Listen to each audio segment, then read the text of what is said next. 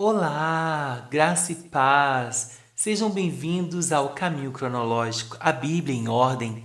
Eu sou Paulo Santos e aqui nós não apenas lemos as Escrituras, nós percorremos a história de Deus com a humanidade na sequência em que os fatos aconteceram. E o nosso objetivo é tirar as peças do quebra-cabeça e enxergar o plano perfeito do Criador do início ao fim. Prepare a sua Bíblia, a sua mente, o seu coração, porque a nossa jornada de hoje começa agora e nós chegamos no grande finale de Números.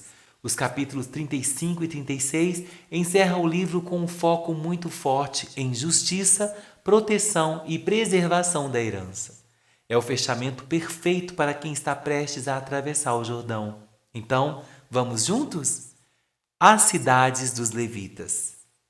Nas planícies de Moabe, perto do rio Jordão, na altura de Jericó, que ficava no outro lado do rio, o Senhor disse a Moisés o seguinte: Mande que os israelitas das terras que vão receber deem aos levitas algumas cidades onde estes possam morar e também terras de pastagens ao redor delas.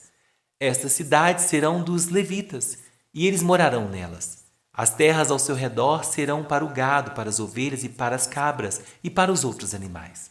Os pastos ficarão em volta de toda a cidade, numa distância de 450 metros a partir da muralha. Todo o terreno formará um quadrado de 900 metros de cada lado. Isto é, medirá a mesma coisa a leste e a oeste, ao norte e ao sul. A cidade ficará no meio e os pastos ficarão em volta. Deem aos levitas 6 cidades para fugitivos. Se um homem, sem querer ou por engano, matar alguém, poderá fugir para uma dessas cidades.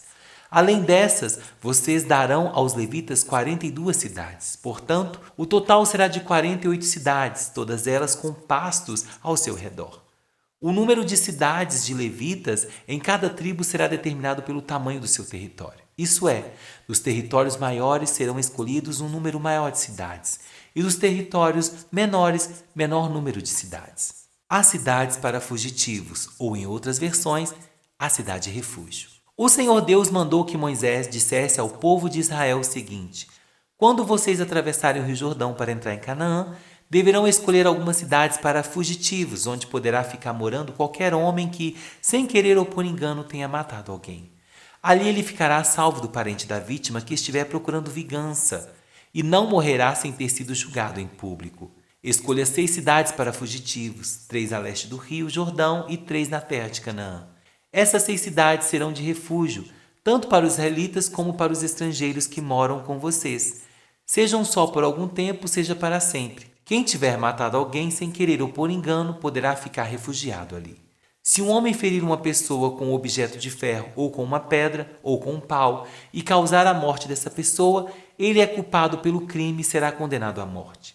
Quando o parente mais chegado do morto encontrar o assassino, deverá matá-lo. Se um homem empurrar o outro com ódio ou jogar alguma coisa contra ele com má intenção e ele morrer, ou se um homem esmurrar um inimigo e este morrer, o culpado será morto, pois é um assassino. Quando os parentes mais chegados do falecido encontrar o assassino, deverá matá-lo. Mas pode acontecer que alguém sem querer empurre o companheiro que não era seu inimigo ou atire sem má intenção alguma coisa contra ele. Pode acontecer também que alguém, sem ver, atire uma pedra e venha a cair em cima de alguém e cause a sua morte. Porém, os dois não eram inimigos e quem matou não fez isso de propósito. Nesses casos, o povo julgará a favor do que matou sem querer e não a favor do homem que era responsável por vingar a morte do seu parente. O povo deverá proteger o homem que matou sem querer, não deixando que ele seja morto pelo parente do homem que morreu.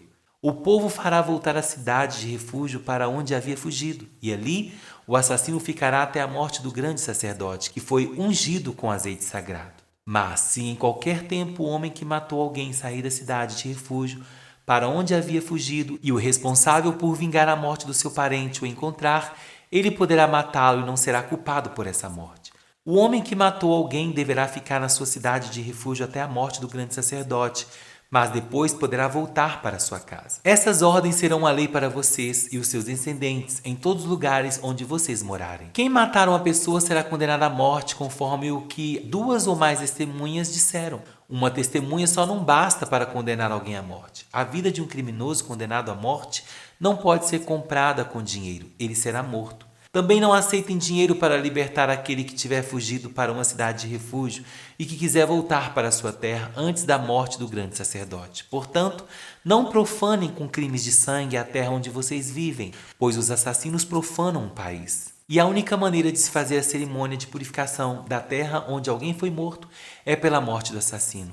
Não tornem impura a terra onde vocês vão morar, pois eu também estou no meio dela. Eu, Senhor, vivo no meio dos israelitas. Números capítulo 36. A herança das mulheres casadas. Os chefes de família dos grupos de famílias de Gileade, descendentes diretos de Maquir, Manassés e José, foram falar com Moisés e com os outros chefes de famílias israelitas. Eles disseram a Moisés: O Senhor Deus ordenou que o Senhor distribuísse a terra ao povo por sorteio.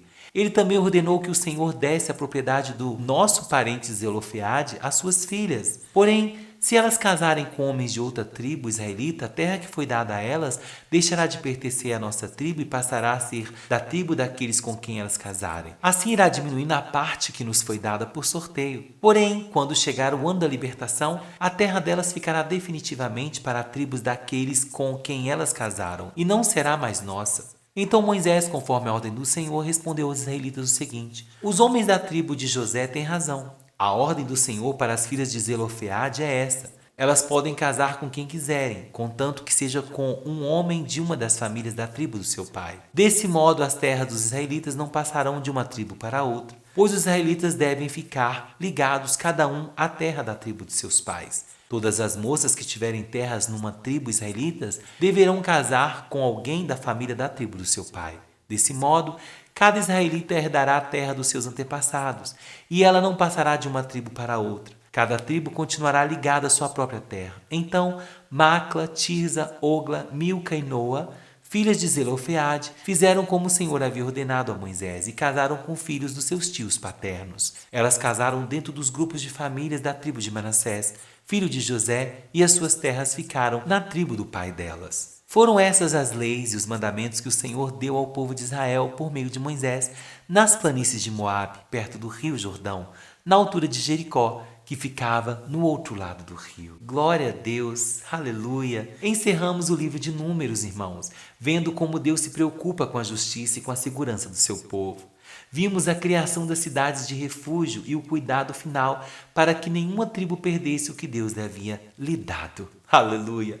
Então, o que nós vimos em Números 35? Vimos as cidades dos levitas e a cidade de refúgio. Como os levitas não tinham terra própria, Deus designou 48 cidades para eles viverem. Entre essas, 6 seriam cidades de refúgio. Se alguém cometesse um homicídio acidental, poderia fugir para lá para ser protegido da vingança até que houvesse um julgamento justo. Isso mostra um Deus que valoriza a vida e o devido processo legal, ou seja, vimos justiça equilibrada. O capítulo detalhou a diferença entre o crime doloso, ou seja, com intenção, e o culposo, ou seja, acidental, estabelecendo que ninguém poderia ser condenado com apenas uma testemunha. E em Números 36, nós vimos o Senhor querendo preservar a herança, né? Voltamos ao caso das filhas de Zelofeade. Os líderes das tribos trouxeram uma preocupação. Se elas se casassem com homens de outras tribos, a terra delas mudariam de tribo. Deus então instruiu que elas se casassem dentro da sua própria tribo, para que a herança original de cada família fosse preservada. Aleluia! Meus irmãos, Números termina nos ensinando sobre limites e proteção. As cidades de refúgio nos lembra que todos precisamos de um lugar de misericórdia, ou seja, um tipo de Cristo, né? O nosso refúgio. Já o capítulo 36 nos ensina a zelar pelo que Deus nos entregou. Então não deixe, meu irmão, a sua herança espiritual se dissipar. Cuide do que é seu por direito divino. Amém? E nesse momento eu chego na pergunta de reflexão final. Deus criou cidades de refúgio para proteger o seu povo. Nos seus momentos de erro ou medo, onde tem sido o seu refúgio? Você tem corrido para os braços do Pai? Que nós venhamos refletir sobre isso. Amém? Senhor, meu Deus e meu Pai, obrigado por encerrarmos mais este capítulo. Obrigado porque Tu és refúgio e fortaleza, socorro bem presente na hora da angústia. Ajuda-nos a sermos justos em nossas atitudes e a zelarmos pela herança espiritual que o Senhor colocou em nossas mãos. Que ao iniciarmos o próximo passo dessa jornada, estejamos firmes na Tua palavra.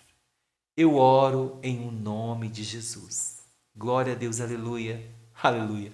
Muito obrigado, meu irmão, por caminhar comigo hoje no caminho cronológico. E se esse episódio falou seu coração, não se esqueça de compartilhá-lo com um amigo seu que também precisa ouvir a voz de Deus, amém? Eu te espero no nosso próximo episódio, onde continuaremos desvendando a história da salvação em um passo de cada vez. Fique na paz do Senhor Jesus e até a próxima.